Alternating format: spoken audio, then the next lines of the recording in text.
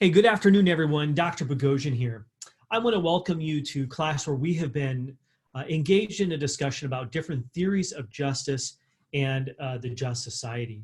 And what we've been discovering over the last few weeks is that there are very different ways classic and contemporary thinkers have conceived of justice and what it would look like to not only live an individual life of justice, but to contribute to building a society that you and I could see is a just society for everyone.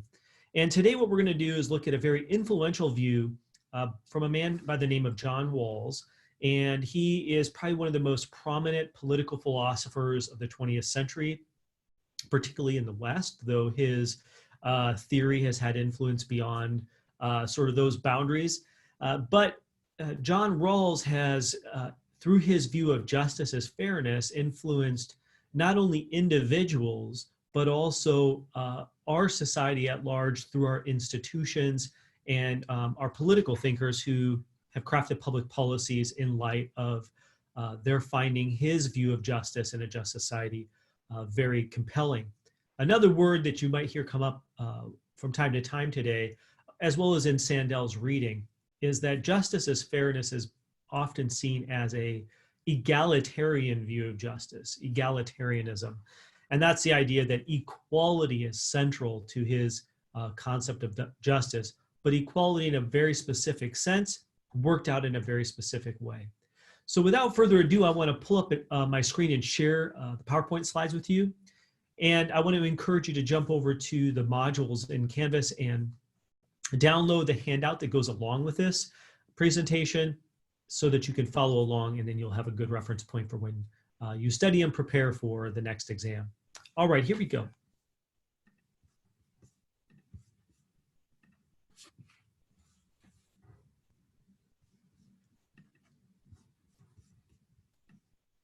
All right, justice is fairness. John Rawls, as I said, is a very influential philosopher.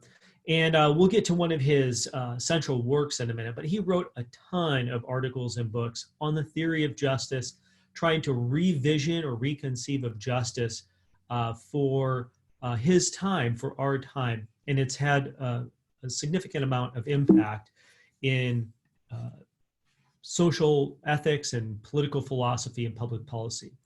To get you going and thinking about John Rawls' view of justice and why he thinks justice is fairness, is with this question: why are you or I obligated to obey the law, the civil law, or even further to consent, right, to give our consent to be governed by a mayor, a president, a governing body of any kind? Why do that? Okay, there are a few answers that we could offer here, and these are considered in the chapter. One answer might be, well, look, in groups, we weigh in on our answer, and then you can kind of, figure out what answer is most compelling. And one way to do that is you might consider, when you get together with others and talk about this, John Locke's view, right? John Locke has the idea that anyone who enjoys benefits from a society gives what he calls tacit consent, right? You may not have given explicit verbal or written consent, but by participating in a society that you benefit from, the roads, the running water, the social arrangements, that implies that you've consented to be governed by the laws that provide a kind of stability and organization so that all of us can mutually benefit from what we might call a rule of law. That's John Locke's view, not John Rawls' view. A second view about why we might obey the law and consent to be governed is Kant's view. Immanuel Kant says, well, look, laws are justified if they could have been agreed upon by the public. So notice the conditional claim there. If there's a law to drive a certain speed limit, you might say, well, why is that justified? Well, if we could agree upon that as a public, as being in the interest of public safety. So think democratic processes here. Even if we haven't already agreed upon it, if a rational person who's interested in justice and a good society were to reflect for a few minutes, they would come to agree, right, that those are good laws. They protect everyone on the road. Well, that's, again, neither of those are John Rawls' approach to the question, answer to the question.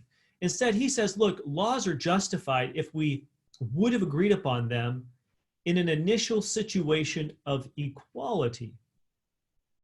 All right, now I want you to think about that for a minute. We're going to unpack that today as we go, and we're going to add a lot to it because he has a lot of ideas and concepts that he attaches to this to develop what he means by equality, an initial situation of equality. But notice we're not starting from where we are and kind of looking into human nature and figuring out what natural law or what benefits would, what ways to maximize benefits for everyone. Instead, he wants us to engage in kind of a, if you will, a thought experiment, which I'll put up in a second, a pre-existing condition where it's a situation of maximal equality across the board for everyone, and what laws you would or I would agree to in that situation where we take off the table all the contingent particularities of your life and mine, right? My education, my ethnicity, my family arrangements, and so on. All right, so here we go. His background, right? John Rawls is interested in equality of conditions more than he is equality of opportunity and equality of value or dignity of the human person. Now, please get this. For John Rawls, one important question when we think about justice and the just society is whether we should think that a just society includes only trying to equalize, right? Provide equal initial starting point or an equal opportunity for everyone as best as we can. That's one view of justice and fairness, but that's not his.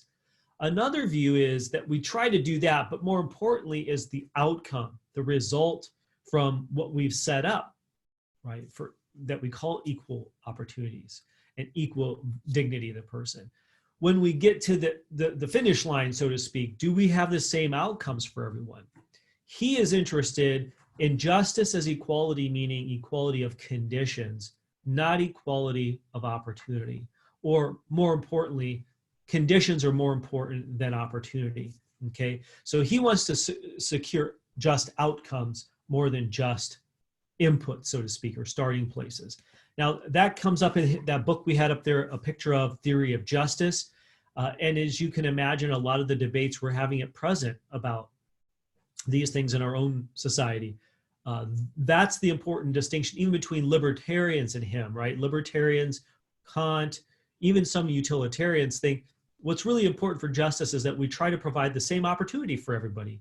Everybody has an opportunity to go to school.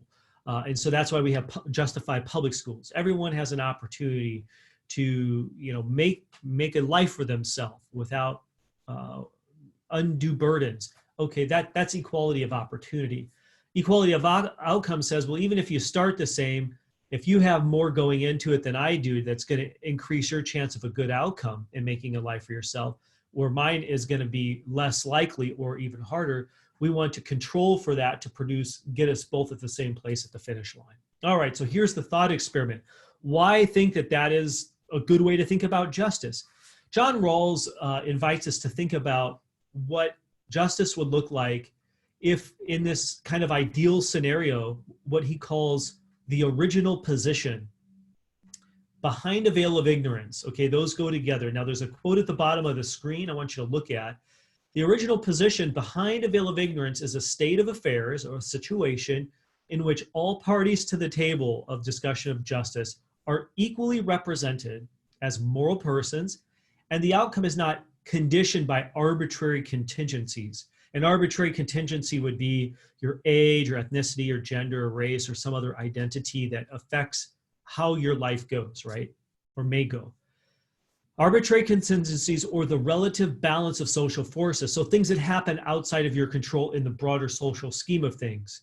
War, famine, lack thereof of those things, right? Peace or prosperity instead.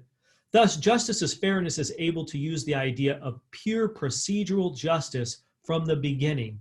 Now that's all really important, so we're going to detail that and unpack it. Procedural justice is the process of justice, of developing a just society, okay?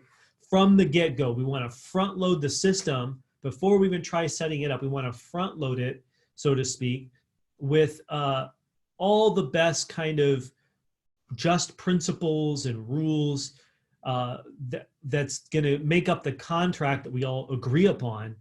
That's then going to inform the shape our society, our just society, takes on. So what is that original position, and what's this veil of ignorance? So you have to imagine that in this original position, you aren't what you know yourself to be today, right?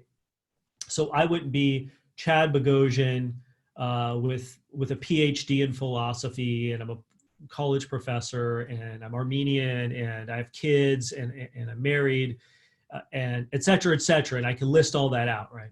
My height, my weight, right? My health, all that stuff gets taken off the table, and I have to be almost sort of this just mere moral person, a human being that's blank, right? There aren't all these contingencies written on, like where I was born and who my parents were. That's the original position. I'm ignorant. I have to pretend I'm ignorant of all those things, because it could turn out in another world, right, that comes about, there are different particularities attached to me. I have a different parent, or maybe one of them passes away at a young age, and that affects my life, etc. Okay, what social principles of justice would you and I agree on if we, number one, lack knowledge of what natural abilities and talents or health we would have? So in other words, Michael Jordan, as we've talked about in this class, in the book, he's got to imagine that he isn't going to be the Michael Jordan, the greatest of all time, according to some in professional basketball, with the height and talent of basketball talent that he has, that gets a Nike shoe contract that makes him a multimillionaire and wins, et cetera, right? Wins all these things, basketball championships. Instead, he has to take that. That can't inform his thinking in the original position. He's got to be ignorant of all that, because that may not have been him. So you lack knowledge of your talents, your abilities, how you're going to develop those or not, whether you're healthy or unhealthy, whether you have cognitive limits or not, etc. Or you have to lack knowledge of your ethnicity, race, family, gender, your family's health and financial standing, or even your political and religious convictions. So maybe right now you are, a practicing Sikh or Muslim or Buddhist, or maybe you're not. Maybe you're vehemently opposed to religion and you think that that's irrational. Okay, you have to take all that out of your thinking in this original position. You're ignorant of that, right? That doesn't influence how you would think of what a just society is, nor whether you're right, left, center, somewhere else on the political spectrum, right, in terms of American politics, whether you're able to vote or not. Okay, so all of those are contingencies that, yes, affect you at present, but can't affect how you think about an ideally just society in this original position where none of that is in play yet. You have to be ignorant of all that. Now, what moral and socio-political principles of justice would you choose if you take all of those contingent particularities off the table for your life and mine?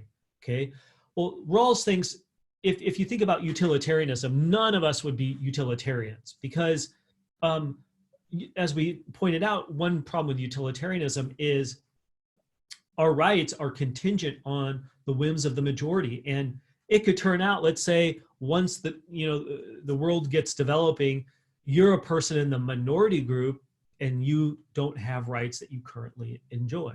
So he thinks no one's going to be utilitarian if we're behind the veil of ignorance, in original position.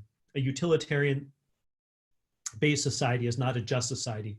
Number two, he doesn't think you would pick libertarianism, because if what libertarianism is about, as we've discussed in this series of presentations, is that you get to keep everything you rightfully earn based on a free market economy. Well, it could turn out in that system, right, that you're not the beneficiary of that system working for you, right? You could be exploited, or you could be dealt a natural hand out of your control where you're not able to make a lot of money and do well in a free market economy. Maybe you're even exploited, but you don't know any of that. But it could be true of you. But you would, if that were to turn out to be the case, you would want someone or some entity to come in and protect you from exploitation and protect you from unjust distributions of money and possessions. And so we wouldn't be utilitarians, we wouldn't be libertarians. Instead, we would be interested in this original position behind the veil of ignorance. What he thinks all of us, when we take out the unique particularities of our lives, would want is equal basic liberties for all people. So if it turns out that you're religious when right now you're not, as life gets going, you would want liberties for the religious person to practice their religion just as much as you would want freedom to not be religious and have that forced upon you, or vice versa, right? If you're currently religious, you would want not only the freedoms for yourself, but others to like have basically freedom of religion or free exercise or lack thereof. You'd want free speech, right? Behind this veil of ignorance in the original position. You would want a right to be able to express your mind and your desires and your opinions without without threat of punishment or being, as we say now, deplatformed or canceled or shut down or shouted down or defamed, right?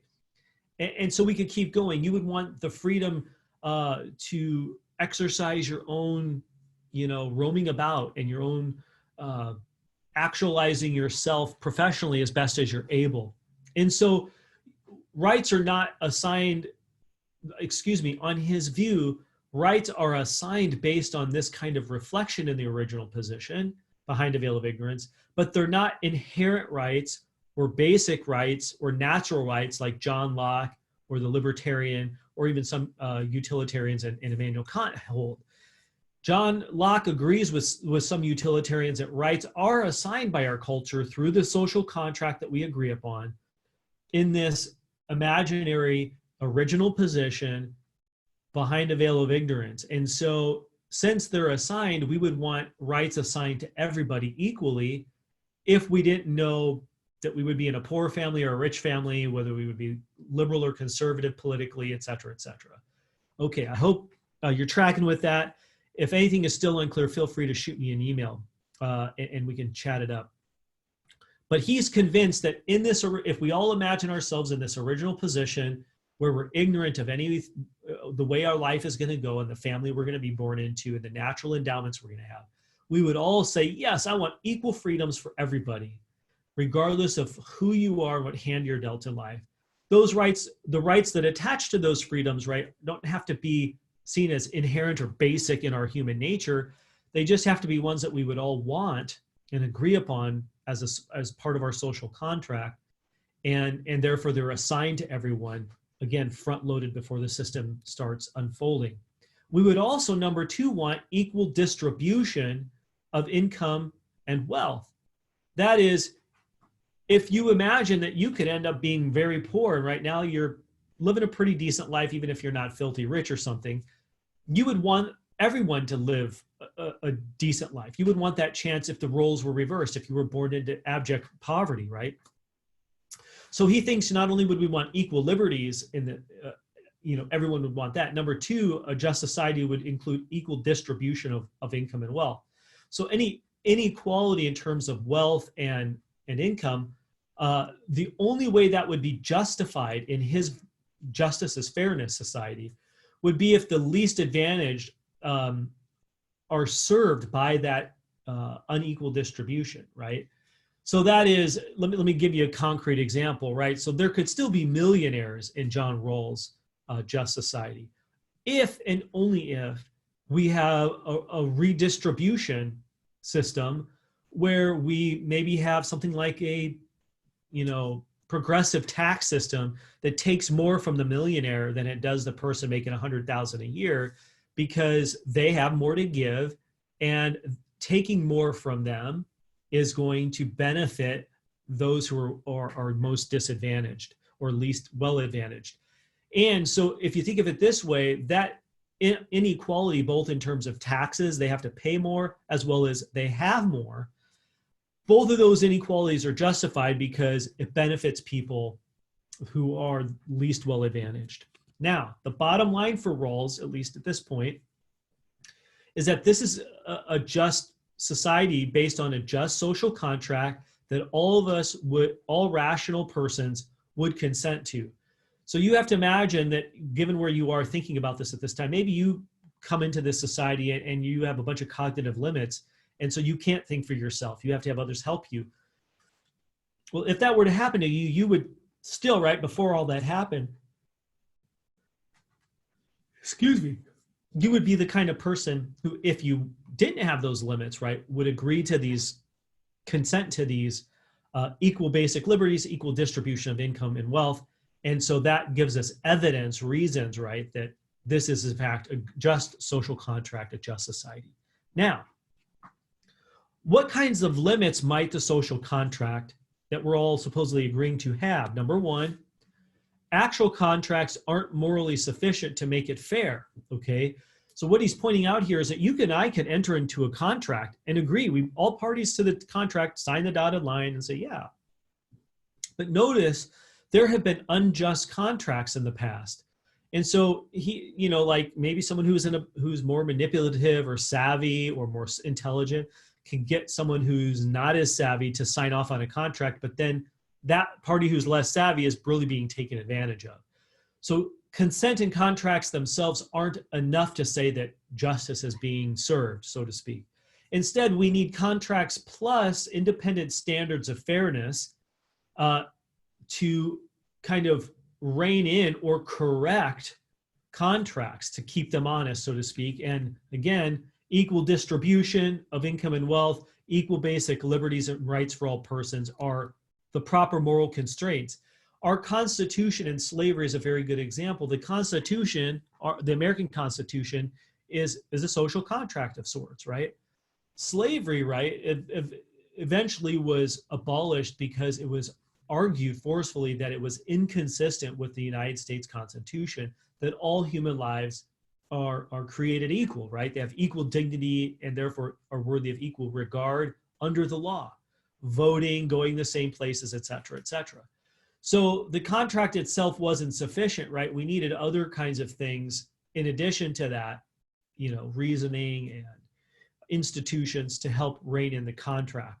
Now, consent is important for Rawls, but it's not sufficient to establish justice. And in the book, in Sandel's book, he gives this idea of the exploited plumber, right? The plumber, right? I don't know how much you know about plumbing. I know very little. So I'm at the plumber's mercy if we have a plumbing issue at our house. So the plumber could exploit, in that case, I believe it was an elderly person, charge them an exorbitant amount of money, and they don't know any better.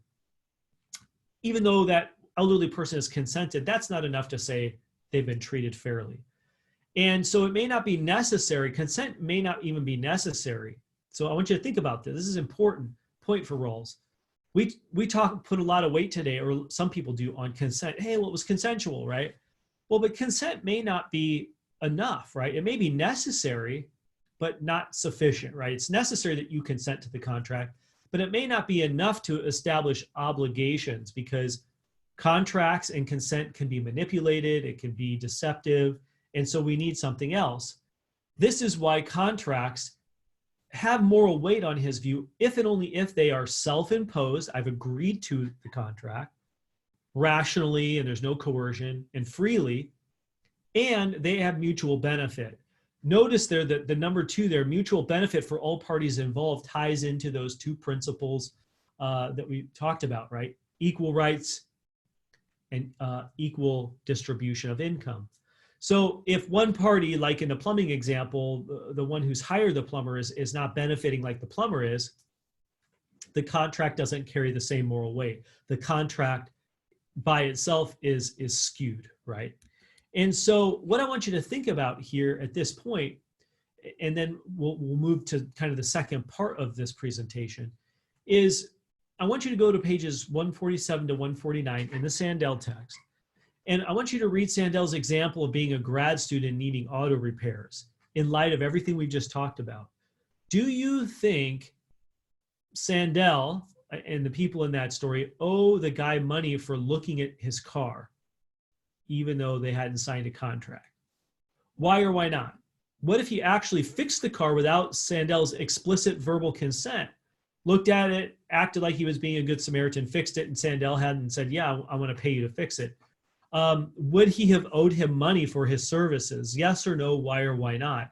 Now, you can reason along John Rawlsian lines, or you can reason along other lines, but I want you to get clear on what you think of this case and what is the just thing to do in this case. Go ahead and pause it. We'll come back here in just a few minutes, and you can fire it up and you can listen to part 2.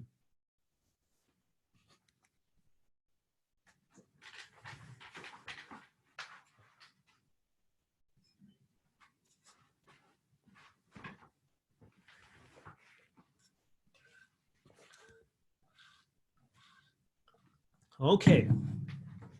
For part 2 of this, I want you to recall here, right? If knowledge of, so this is behind the veil of ignorance, in the original position, behind the veil of ignorance, according to John Rawls, if we have any knowledge of the particularities of our life, right? Our natural endowments, abilities, wealth or lack thereof, if those are allowed to affect how we think about what a just society is, then the outcome will be biased in favor of those arbitrary contingencies. Wealthy people will pick things that benefit them. Poor people would benefit things that benefit them. People of different ethnicities will pick, principles that will benefit their group. So if the original position is to yield agreements for all of us that are just and fair, the parties must be fairly situated and treated equal as persons. So you got to strip away all those contingencies. So the arbitrariness of the world must be corrected for by adjusting the circumstances of the initial contract situation. Okay, so the veil of ignorance ensures equality of power for everybody, equality of knowledge, and that the original position requires fair moral contracts. And I think Sandel says that very nicely. So again, the veil of ignorance ensures that we're equal in terms of our power as persons, because we don't know the particularities, and we're equal in knowledge as far as we can tell. And the original position requires fair moral contracts, right? That there isn't, you're not getting a leg up on me because you happen to be born into a wealthy family or something like that. All right, now, our lives together, to summarize, as citizens require that we assign equal rights and equal duties from the original position behind the veil of ignorance to everybody, okay? Excuse me. All right, now, what are the 2 principles of justice that he thinks we would arrive at? So I want to make these more explicit and unpack them for you. John Rawls, again, said, we looked at these generally, but the equal basic liberties, right, was principle number 1. He thinks behind the veil of ignorance, in the original position, we would all agree on principle number 1, that we should all have the same basic liberties: freedom of speech, free exercise of religion, freedom of life and well-being, et cetera, et cetera. Now, this is not utilitarianism. You would not want to you would in this original position not willingly give up your rights for someone else's economic benefits, or even for your own economic benefits, let's say, because again, that could be turned against you. Number 2 is a principle he calls the difference principle. This is his fancier technical way of saying that second principle about equal distribution. The difference principle is that socioeconomic inequalities are allowed only if they benefit the least advantaged. Okay, there we go, members of society. So again, a person can be a millionaire only if being a millionaire somehow benefits non-millionaires more than it benefits them. A progressive tax system would be unfair to the millionaire in a certain sense, but it would benefit the least off, and therefore the millionaire could benefit the least off by making a lot of money and having more to give away or something like this. Excuse me. Number 2, the inequalities have to be attached to positions and offices that are open to everybody under fair conditions of equal opportunity, okay? Under fair conditions of equal opportunity. So let's suppose I turn out to be a judge, a Supreme Court judge or something. Well, not everybody can hold that office, but there could be certain inequalities, right? I have, let's say, more influence and power by way of that position. But as long as I arrive at that under fair conditions and equal opportunity, it's fine, because it could have just as easily been you if the world had gone differently. All right. But if it's not arrived at under equal conditions, excuse me, then it's an unjust, possession of a position.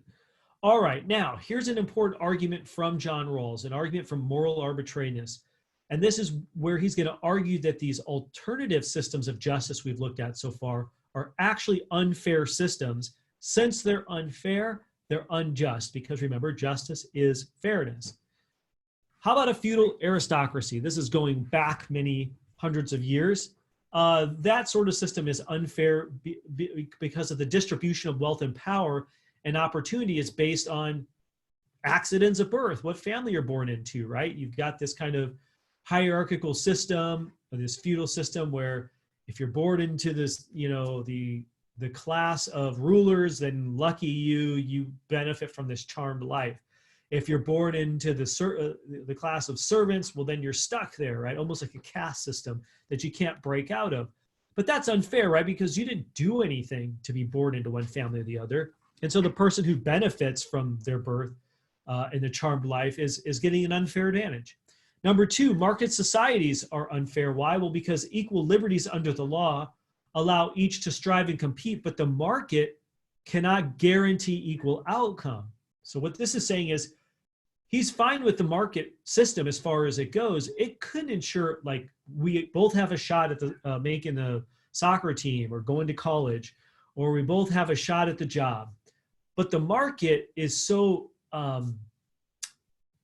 shifty, right, and unpredictable that the market cannot guarantee equal opportunity all the time. And that's because, again, the family I'm born into and the choices they make in the market system could adversely affect my opportunities of no fault of my own. So maybe I haven't been negligent, but one of my parents has been. And so then I end up kind of the negative ripple effect there disadvantages me in some way. So market societies tend to be unfair for those reasons. How about a meritocracy? Now, sometimes 2 and 3 go together, right? A meritocracy is where justice is based on what you merit, right? What choices you make, okay, and what you earn or fail to earn. But these meritocracies are good because they fix arbitrary unequal opportunities, right? So the person maybe who is born into a family that's less advantaged can make up for that by their choices, meriting that they have an equal shot at the CEO position because they work their butt off and they go to college and they make really wise choices. And so the meritocracy kind of corrects for just letting the market do its thing in a certain sense, but unequal opportunities by removing obstacles. So that's good, Rawls thinks. Everyone starts at the same line, but a winner is still inevitable, he believes. What he's saying here is we could each start at the same line at meritocracy, right? And whatever you choose is going to earn you something, and whatever you fail to choose, right, won't earn you that. But that fixes arbitrary unequal opportunities, but because we both start at the same place, or we both have the same amount of money, or we both have the same math teacher at the same public school, but a winner is inevitable, right? Why? Well, because some of the particularities of our backgrounds are going to affect us as we're running that race, so to speak, to stay with the metaphor, or journeying in the same math class with the same teacher at the same school, because certain native endowments, cognitively, physically, in terms of our family, will privilege one person over the other in the long run of no merit of their own. And so Rawls thinks that's unfair. And so he wants a stronger form of egalitarianism that levels native endowments. In other words, if you're born Michael Jordan and I'm not, there's got to be a way of leveling that native disparity, right? Where he's much taller, more athletic, and better looking, let's say, than me, and can earn the money on the basis of his sort of natural skills and endowments that I can't.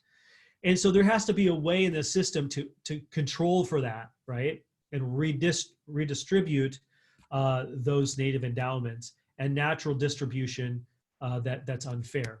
And so this is how we're going to do it, right?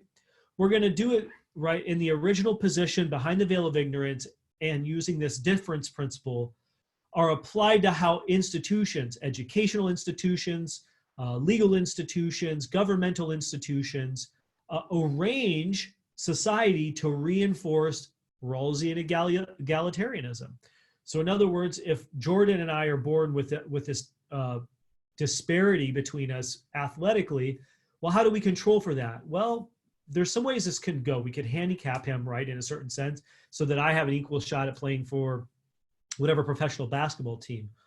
Or we could use other ways, right, with the difference principle, where we have the same basic liberties, right, and we have social programs added in to help the person who isn't Michael Jordan have the money and opportunities they need because they just don't have the same natural endowments. Therefore, they can't play for whatever professional basketball team and win championships.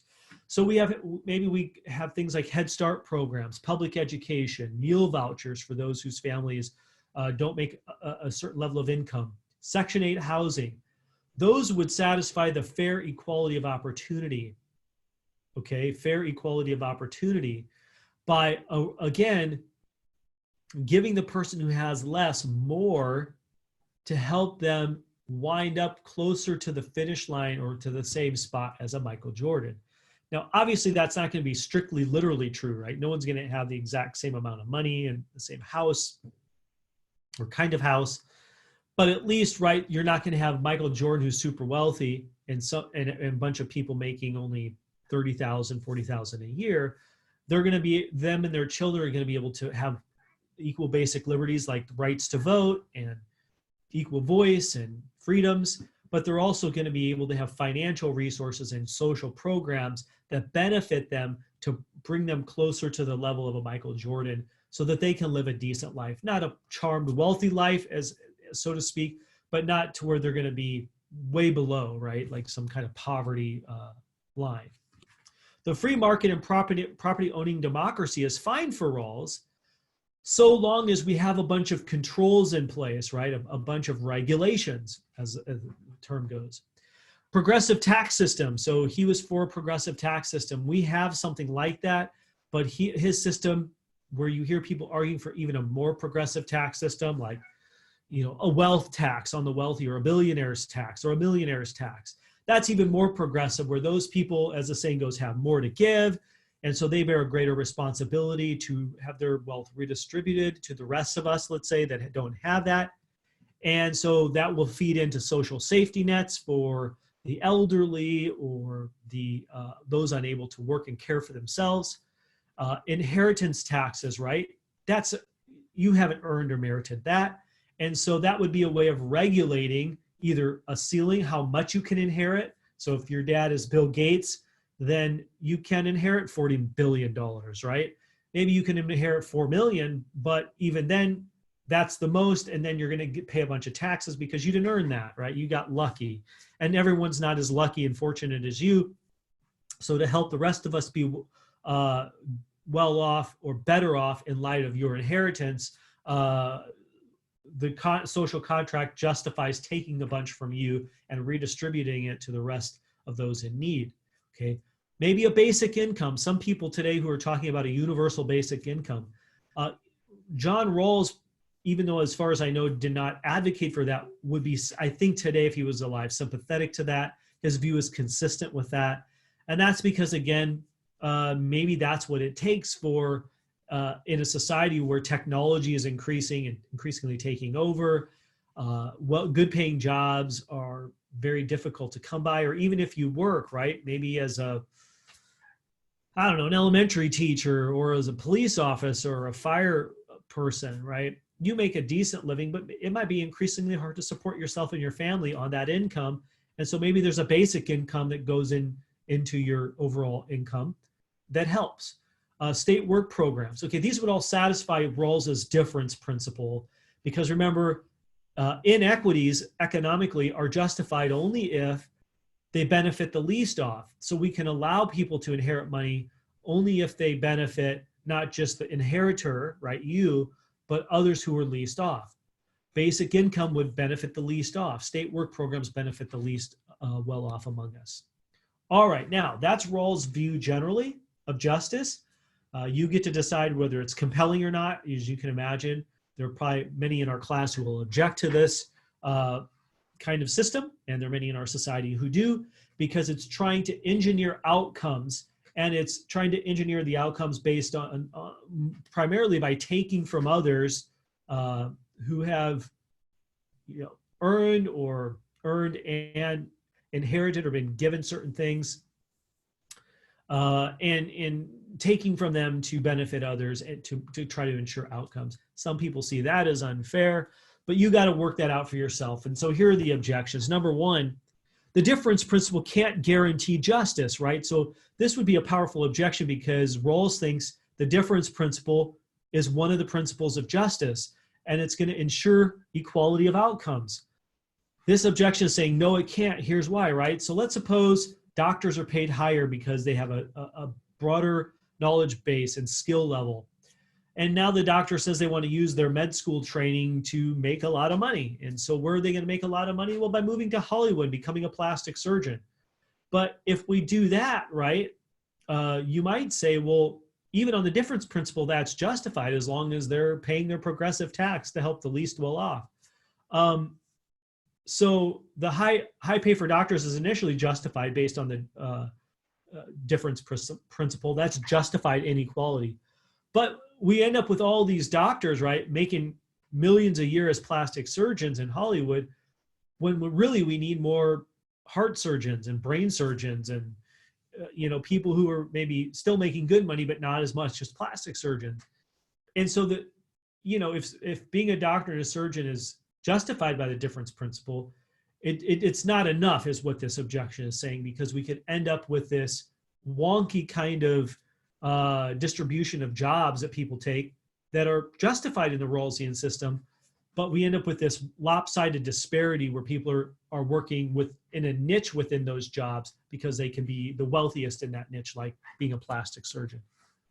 Rawls has a reply to this kind of objection. He says, look, well, progressive tax on doctor salaries would be just, so the bad outcome is consistent. So he wouldn't necessarily want this outcome, but it doesn't refute the difference principle. It's compatible with it because we would just tax those people more. And so maybe the plastic surgeon makes $1 million a year, and so maybe they're going to pay 50% or 60% on anything over $500,000 a year. I don't know. So really they're going to pay more, so it's still a justified thing.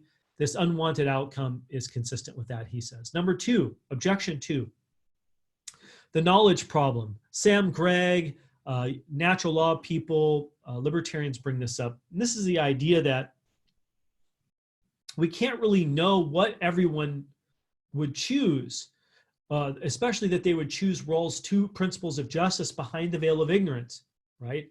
Some people might say, maybe some libertarians might say, hey, man, I'm going to gamble, right? I'll hedge my bets here. For all I know, I could be naturally endowed with being really smart and good looking and be very talented, and then I'd be wealthy.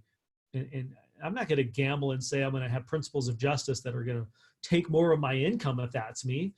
And so the knowledge problem here is Rawls wrongly assumes that we can know that everybody would agree on these two principles of justice. It's plausible that some among us would just kind of dig our heels in and say, no, I don't find those principles compelling. Because again, if we're bracketing the particular areas of our life, let's roll the dice. It's possible that I'm born into a wealthy family, and lucky for me, I have more, and I don't like the difference principle because that means I'm going to be punished for being wealthy or something like this. Rawls replies to this by saying people wouldn't gamble if the stakes are high enough. He thinks if we really consider the original position in the veil, behind a veil of ignorance, and the stakes are really high where you could really be like the poorest of poor in the world, then you'll definitely settle on his two principles of justice. Number three, some people think there's an unjust hardship on the talented. The difference principle implies that we should actually handicap the Michael Jordans of the world or the Bill Gateses of the world. We got to put them in a straitjacket, metaphorically, by taking more and more of the stuff that they've rightfully earned by using their talents. Rawls responds to this and says, look, it's unfair for you to benefit from undeserved natural advantages. Good for Michael Jordan, but it's unfair for him to have so much more than others, and he benefits from these natural advantages that he had nothing to do with his gene pool, right? This is just a luck of the draw. These are instead, right, this is key, in Rawls' view, those should be seen as common assets. Michael Jordan's talents, Bill Gates's talents, Beyonce's talents, right? Those are common assets to all of us in the social community where everyone has some kind of stake, right? We're all stakeholders and should be able to benefit from those talents. And so he thinks we need to eliminate natural talent via, we don't need to eliminate them via handicapping them, like telling them, Beyonce, she can't be a pop singer, or Jordan, that he can't be a basketball player. Instead, redistribution is a just way to control for those natural, undeserved talents that benefit the least well-off among us. Number 4, the difference principle undermines incentives. The difference principle undermines incentives. What this means is, if we all agree on the difference principle, some people are going to be like, well, dude, if I'm going to basically be punished for making a lot of money, you're going to take more of it away. Well, then I'll just take the job making $50,000 a year, and then I'll sit back and get my universal basic income, which is going to come from the, Bill Gates's extra money, and I don't need to work so hard. I'll just find a cushy job that it doesn't make a lot. And so we're going to undermine incentive with the difference principle, and therefore the difference principle is faulty. Rawls replies by saying, look, higher pay does incentivize more work. You still could make more money as long as it's going to benefit others also. So people could still have incentive to be a millionaire, work and make a ton of money. It's just that as long as some of it's going to be redistributed to the least well-off, well, then that's fine. And so we don't have to undermine incentive altogether. Objection 5, the difference principle undermines effort, making an effort to work at all. Okay, so this is less about undermining incentive, more about like, maybe we'll, if the difference principle is implemented, we're all, a certain swath of society is just going to live off the system. Sound familiar? Okay, so in terms of a conversation, right? We have this concern. I think regardless of one's politics, I think people have that concern. Why work hard and cultivate your talents if the rewards are just going to be redistributed, right? Someone might say, well, why work so hard? Why work 40, 60, 80 hours a week if all that extra expending of effort is just going to be given over to this person over here who's, living off of me, living off the system? All right, Rawls says this: effort is the result of contingencies, right? Maybe you were raised in a family that told you to work hard, right? And exert effort in all that you do. But this person over here wasn't raised that way. Okay, effort is the result of contingencies for which you can't claim credit, right? So you didn't become that kind of person on your own. And so you don't deserve the rewards your efforts bring. And so effort is good. He thinks we should have effort. But the difference principle doesn't necessarily undermine it. What it does is it bolsters, helps pull the person up by their bootstraps who wasn't maybe taught to exert enough effort. And that's what we want to have. We want to help people exert effort or control for the amount of lack of effort by giving them what they need to have a decent life. All right, we're going to wrap for today with these discussion questions. What do you think about the Rawlsian view of justice, especially the difference principle? Is it the best way to build a just society? Explain your answer. 2, do you agree with Rawls that you don't deserve the results or rewards from your efforts, your academic efforts, your professional efforts, etc., given that your birth was, you were firstborn, secondborn, you're born into a certain family, and so on, etc.? Why or why not? So I want you to think about this. I know we didn't have a discussion board on this at this time, but I'm going to ask you to use these answers in the upcoming one to contrast the next view of justice with this one from Rawls. And I'll be looking forward to seeing your thoughts. Here are some questions I want to leave you with for today. Further questions for Rawls' view. And again, I'm going to just go through these really quickly, but you can pause the video and read them because I want you to continue to work out your own ideas. Number 1, how can we know what's just and fair behind the veil of ignorance if you have no conception of what's good? That's not allowed on Rawls' view. So the good isn't like God, or the good isn't, wealth production. You can't bring any of that in. That's all being taken off the table. So how can we really know what's just or fair if we don't also have a conception of the good to inform that view of justice? Isn't what's right connected to what's good for humans? Natural law theory and Kant and utilitarianism say yes. Libertarianism says yes. Number two, what would people like Friedrich Hayek say, libertarians like Hayek say about Rawls' view of inequalities and how they help us progress? Is it true that redistribution helps society progress more than just trying to build more wealth, develop more wealth and prosperity through a market-based system? Number three, why does Sam Gregg think John Rawls' views collapses into utilitarianism and value subjectivism? Now, I didn't talk about this, but there's a PDF in the modules for you to go look at by Sam Gregg. It's a scan of a chapter from one of his books. He argues that Rawls' view actually is a kind of utilitarianism, even though Rawls doesn't want it to be. Rawls is trying to be a neo-Kantian of a kind, but he thinks that it collapses into utilitarianism and kind of a moral subjectivism, which Rawls is trying to avoid both of those. And that would be really kind of a death knell for a Rawlsian egalitarian view. Last but not least, are we totally morally undeserving of the benefits we receive as a result of our natural talents, an effort to cultivate and use them? What would Aristotle say? Now, you're not going to really be able to answer that until you look at the next chapter on Aristotle. We'll be discussing that in upcoming presentations. But I want you to really think about, what's so wrong with benefiting from your undeserved natural endowments that you had nothing to do with? Should you really be, I don't know, penalized, right, for benefiting from those and have those redistributed? Yes or no, why or not?